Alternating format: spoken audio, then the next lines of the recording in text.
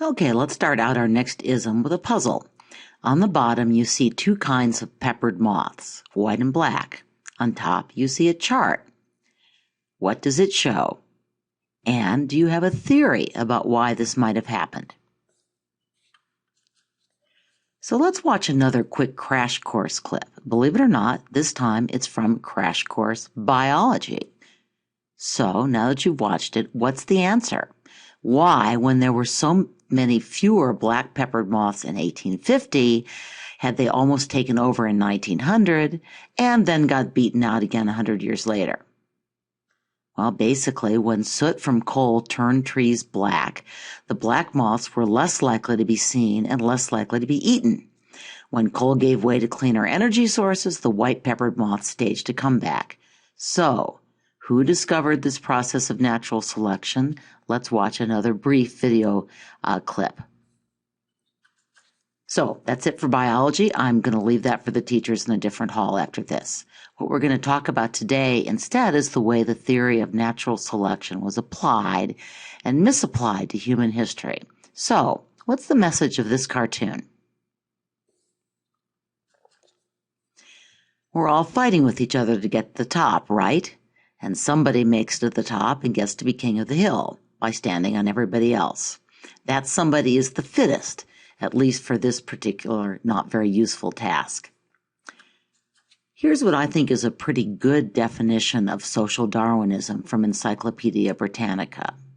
So take a moment to look it over and answer this question. What are the important basic elements of social Darwinism?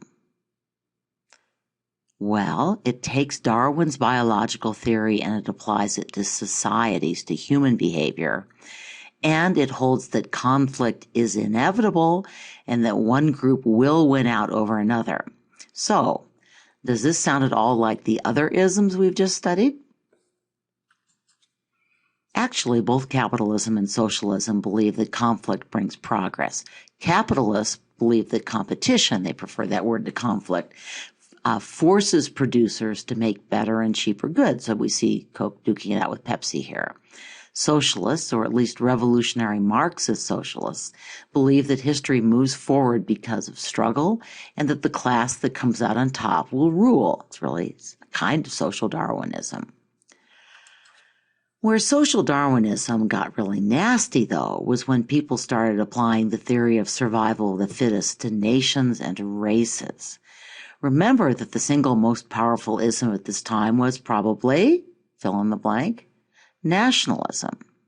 So here's a picture of a book that was published in 1896 and an advertisement for that book from 1905. What is the picture on the front cover showing? And what kind of message is it sending? This fellow doesn't seem to me to be real disturbed by the heads he's cut off, does he? Look at the descriptive words I've underlined. Strong, struggle, nerve, decisiveness, world-shaking, aggressive. What kind of message does that language send? Struggle, action, aggression. This is a book that doesn't just think struggle is inevitable. It really worships conflict, aggression, and war. Again, stay tuned. By the way, anyone know who Cecil Rhodes was? He helped lead the British effort to take over large chunks of Africa during the second half of the 19th century. Our next ism will be imperialism. This notion of the survival of the fittest had a nasty racial streak often. So, any idea what's going on in this cartoon? By the way, this is an American political cartoon, one you might see when you take U.S. history next year. It's a cartoon from the end of the 19th century about the U.S. taking over Puerto Rico, Cuba, and the Philippines after the Spanish-American War, which was America's big blast of imperialism. So how are the people from those countries portrayed? Note that they aren't just portrayed as small, weak, and unattractive. I think they're shown to look more than a little like monkeys. Again, shades of Charles Darwin and evolution. This is not an accident. This is getting ahead of our story, but what is the message of this Nazi propaganda poster? By the way, Der Jude means the Jew on the left. I can't translate the rest of the German. Volk is the folk, the people. This is a nationalist poster as well as a racist one. So we see the blonde, heroic youth fighting America and England, which are being portrayed as being controlled by Jews. Very unattractive. Hitler was all about protecting the survival of the so-called fittest race, blonde white people, basically by killing off everybody else.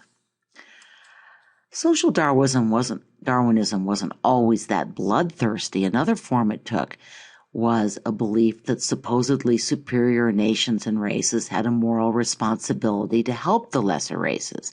This was actually a real impetus behind missionary efforts, which really took off during this period. Of course, the main way they would help these races, besides bringing Christianity to them, was by putting them under white man's rule, which was, in fact, the white man's burden, the burden of ruling all of these troublesome people. So look at this poem, which is beautifully written, even if you find the message disturbing, and think about how you would translate it into simple English. That phrase, white man's burden, turned out to have a lot of power. So here's a Detroit cartoon from the Journal in Detroit that actually uses the title white man's burden. What does the cartoonist think he's trying to say? It's a little hard to read the words in the upper right, so I've circled them and put out what they said. So the white man's going to see that the natives are educated, right? That's the white man's burden. And notice he's carrying a fairly heavy-looking native. But does that person being carried seem to want to be carried, seem to want an education? What other differences do you notice in how the two men are portrayed? Here again, we see the native, the non-white, portrayed almost as an animal, certainly not as a person who can make decisions for him or herself. But this is my favorite. Pears Soap had an entire commercial campaign, an ad campaign based on Rudyard Kipling's poem. So we see someone who is probably a British imperial official in India or Africa. You see some of the pictures there on the side. And the first step toward lightening the white man's burden, a little hard to read what it says below, is through teaching the virtues of Pears Soap, a potent, that means strong, factor in brightening the dark corners of the earth as civilization advances. It's the white man's burden to rule, and we're going to help him do it by cleaning up all those folks. And that leads us into our next topic, imperialism.